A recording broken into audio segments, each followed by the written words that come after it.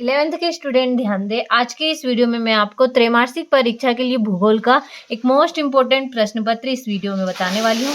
बहुत ही महत्वपूर्ण इसके प्रश्न जो हैं वो होने वाले हैं, जो आपको त्रैमासिक परीक्षा जो आपकी आने वाली है उसके लिए बहुत ही मदद आपको करने वाले हैं। तो देखिए, बिना किसी डाउट के देखिएगा और अच्छे से कंप्लीट करिएगा, क्योंकि इसके जो सारे प्रश्न हैं बहुत ही महत्वपूर्ण, देखिए इंपॉर्टेंट सारे इसके प्रश्न आपके लिए होने वाले हैं। तो बिना किसी टाइम वेस्ट के देखते हैं और सारे प्रश्नों को अच्छे से कंप्लीट करते हैं। आंसर सहित मैं आपको लिए लेकर आई हूँ। तो देखिए, पहला प्रश्न है जो आपका, सही विकल्प चुनिए। तो निम्नलिखित में से किस विद्वान ने भूगोल शब्द का प्रयोग किया है?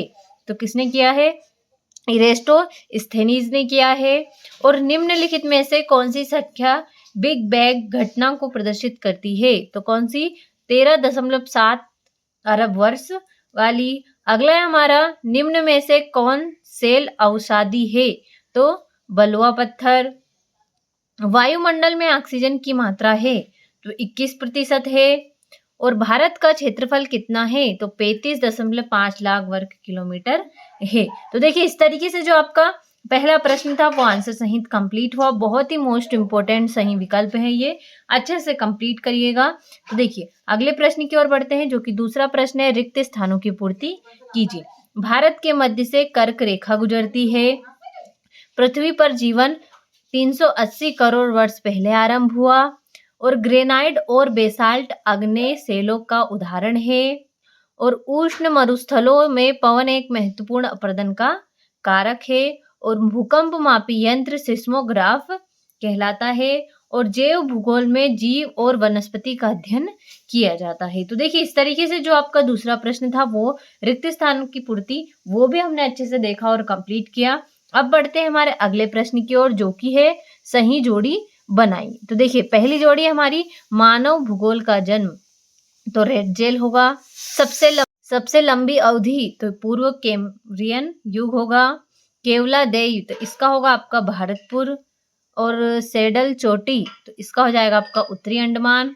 और कायंत्रित चट्टान, तो इसका होगा आपका संगमरमर। तो देखिए, इस तरीके से आपका जो तीसरा प्रश्न था वो भी अच्छे से कंप्लीट हुआ। अब बढ़ते हैं हमारे अगले प्रश्न की ओर, जो कि है, तो देखिए चौथा प्रश्न है आपका, एक शब्द वाक्य में उत्तर बताइए। तो देखिए, खनिज का मूल स्रोत क्या है? तो मैग्मा होगा। मरुस्थलीय क्षेत्रों में उथली जल की झीलों को क्या कहते हैं? तो ल्याप कहते हैं, प्लाया कहते हैं। और पृथ्वी की त्रिज्या कितनी है? तो 6378 किलोमीटर है। वायुमंडल में ऑक्सीजन की मात्रा देखिए, मात्रा कब पूर्ण रूप से हुई? तो 200 करोड़ वर्ष पहले। भारत किस गोलार्ध में स्थित है? तो उत्तरी गोलार्ध में। और कश्मीर हिमालय का कौन सा भाग ठंडा मरुस्थल कहलाता है? तो उत्तरी पूर्वी भाग कहलाता है। तो देखिए, इस तरीके से जो आपका चौथा प्रश्न था, एक शब्द वाक्य में उत्तर, वो भी अच्छे से कंप्लीट हुआ। अब बढ़ते हैं हमारे अगले प्रश्न। देखिए, पांचवा प्रश्न है आपका, सत्य सत्य बताइए। हिमानी लटकती घाटी बनाती है? तो सत्य है। पृथ्वी की सतह एक रूप है? तो असत्य होगा। गैसों के झुंड से निर्मित विशाल ग्रहों को जेवियन ग्रह कहते हैं? तो ये आपका सत्य है। सोना और चांदी एक तत्वीय खनिज है? तो सत्य होगा। मालदीव बंगाल की खाड़ी में स्थित द्वीपीय देश है? तो असत्य है।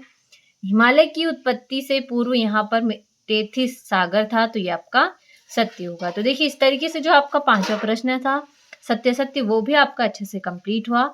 अब देख लेते हैं हमारा छठा प्रश्न, जो कि है भूगोल की एक परिभाषा लिखिए।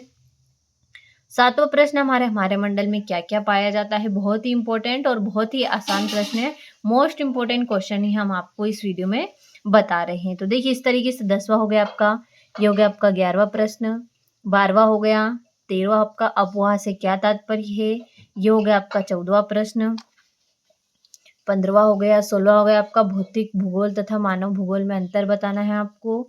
इस तरीके से 16वां प्रश्न आगे है। ये रहा आपका 17वां प्रश्न। 18वां हो गया। 19वां। तो देखिए, इस तरीके से कुल 20 प्रश्न जो आपको दे रखे हैं, बहुत ही इंपॉर्टेंट प्रश्न हैं ये सारे। तो इनको बिना किसी डाउट के अच्छे से स्क्रीनशॉट के माध्यम से कंप्लीट करिएगा। त्रैमासिक परीक्षा में जो आपके आने वाली है उसके लिए बहुत ही इंपॉर्टेंट सारे प्रश्न हैं, बहुत मदद करने वाले हैं आपकी। तो इन सभी क्वेश्चनों को बिना किसी डाउट के अच्छे से स्क्रीनशॉट के माध्यम से कंप्लीट करिएगा। अगले वीडियो में मैं आपको इन सभी प्रश्नों के उत्तर भी बताने वाली हूँ। तो अभी के लिए इन सभी प्रश्नों का अच्छे से स्क्रीनशॉट ले और अपने पास से उत्तर कंप्लीट करने की कोशिश करें। अगर आपको उत्तर नहीं मिलते हैं तो मैं आपको अगले वीडियो में फुल सॉल्यूशन के साथ बताने वाली हूँ। तो अभी के लिए अच्छे से स्क्रीनशॉट के माध्यम से कंप्लीट करिएगा।